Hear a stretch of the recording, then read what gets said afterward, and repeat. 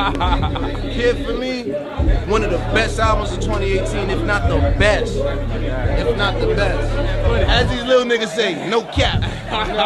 Care for Me, the third full-length project from the hip-hop artist, producer, Saba, focuses on theme of depression, survivor's guilt, insecurities, and inner-city violence. Saba is only 26, but he's already making noise appearing on albums with the likes of Chance the Rapper, Noname, and J. Cole on the Revenge of the Dreamers album in 2020. But let's go back in time in 2017, where this unsettling story for this beautiful album begins. In 2017, Saba's cousin, rap name Dinner with John, born Walter Long Jr., was stabbed to death in Chicago after a brief scuffle on the train.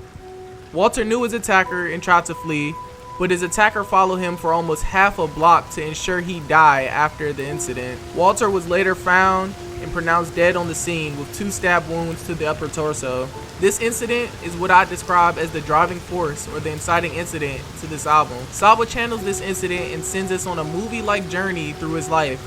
In this video, I'm going to break down the album track by track and give to you what I believe the meaning of each track is. Let's get to it. I'm so alone, but all of my friends got some shit to do. Care for Me starts with Saba saying the words, "I'm so alone." I've always been interested in the first words that artists choose for their albums. This one tells you a short but simple story, feeling alone. Pitchfork writer Sheldon Pierce wrote a beautiful article about this, saying, "Isolation and trauma go hand in hand when you lose someone close, especially when that someone serves as your shield for so long." And that's what we learned from the opening track just 14 bars later.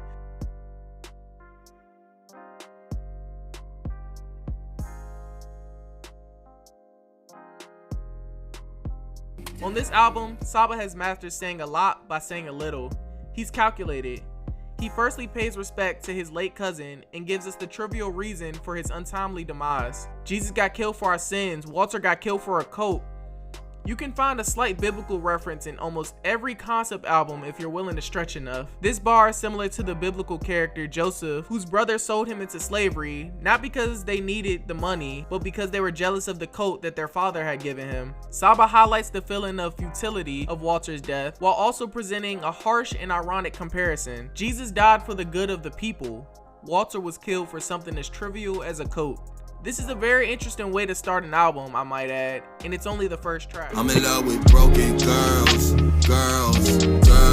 hey girls. Track 2, Broken Girls, gets a lot of flack for being the weakest and most repetitive on the album. I beg to differ though. Track 1, Saba ends with him telling his friends he's busy even though he's not. He's self-destructing. Track 2, he does the same with Broken Girls, almost acknowledging his tendency to self-destruct. In the chorus, he spends time saying he loves broken girls, literally spitting game as he sings the chorus. Girls, hey girl, I'm in love with broken. But once the first verse starts, he admits he's the only one broken and needs to find help. Girls, hey girl, really I'm broke myself, and I think she might help.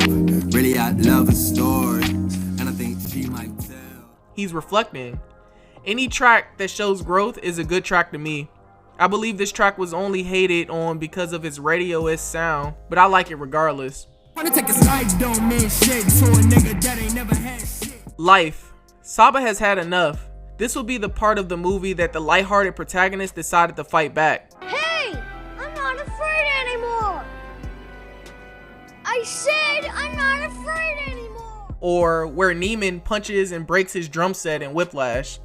Saba uses the double bass drums to help us see him break the drum set. He wants to keep going regardless of what happened because he understands that it's just life and it's necessary. Just another day in the ghetto. Oh, the streets bring sorrow. Can't get up to date with the schedule. I just hope I make it to tomorrow. Calligraphy. This track focuses on reflection, pinpointing Saba's writing as a key factor that's keeping him safe from his reality. He's not embarrassed about where he lives, and he doesn't want you to feel bad for him. He's only telling his story. I don't get down like that road, the amount of raps just on the mission to find some. Calligraphy. He's trying to bring himself back. He's trying to keep moving forward. He recognizes he's slipping back into a dark place, but is attempting to keep going. right it away, right it away. I just got tired of running away, running away. Everyone leaving, I write them away. Something I truly can relate to as a screenwriter. He cleans it up with him explaining his process to keep going by writing. He uses this as a healthy coping mechanism to not only distract, but to keep moving forward. He believes that with writing, he can find peace. West side Chicago, 2-flat apartment, red brick and garden, that's been forgotten. Smile. This track provides contrast to the middle of the album, or as movies describe it as the turning point. Saba uses this track to reflect and reminisce on his childhood. While researching, I found the album cover photo was taken in his grandmother's kitchen. It represents his desire to vacation in the South, where his grandparents originate from, in order to find peace. To be honest, this part is extremely self-explanatory, especially if you're blessed with good grandparents. So I simply want to take the time to listen to the chorus. On first listen, it had this special effect on me, though it's extremely simple.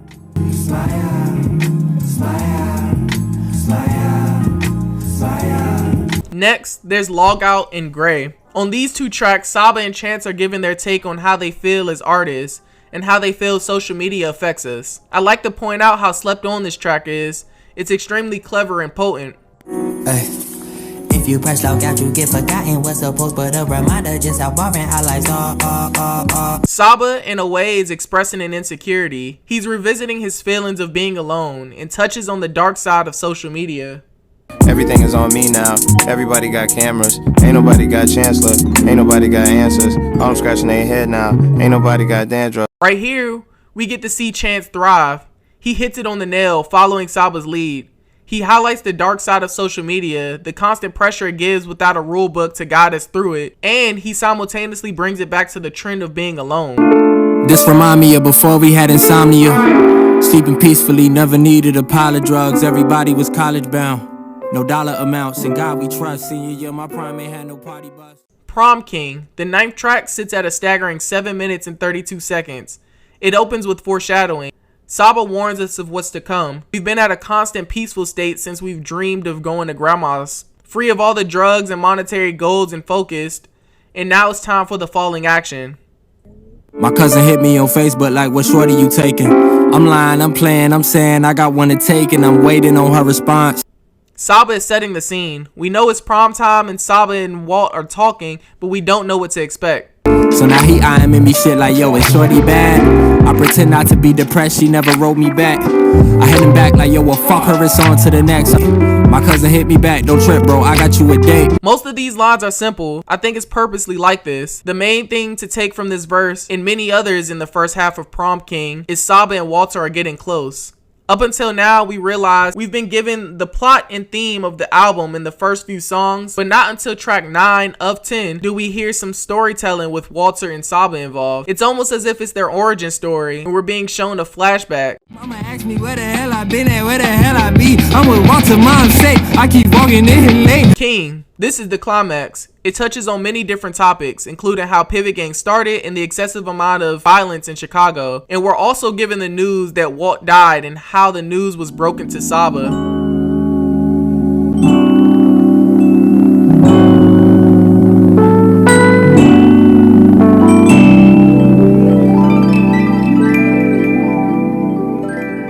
Heaven. The 10th track, Saba raps from Walt's perspective. Yelling at my mother like I know you hit me. Get a little closer, repeat. At the end of Prom King, Saba spoke with Walt's mom, and she was wondering where he was. On this track, Saba gives us a look at how he perceives his fallen brother. He lets us and his family know that everything will be okay. I've always looked at this track as a final goodbye from Walt. Saba ties up all the loose ends and lets us know where his brother has gone. Heaven. Heaven all around.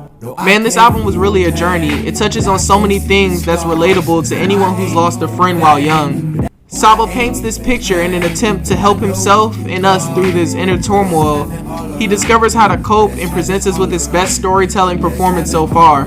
I cannot stress this enough. If you haven't checked out this album, please do. I appreciate everyone who's made it this far, and if you like this content, show me some love and press that sub button. I had a lot of fun making this one and would be down to make more, so if you have any suggestions, put them in the comment section below. Blessings to you all. Peace. Interview cut. Someone just bled out because they got chalk out.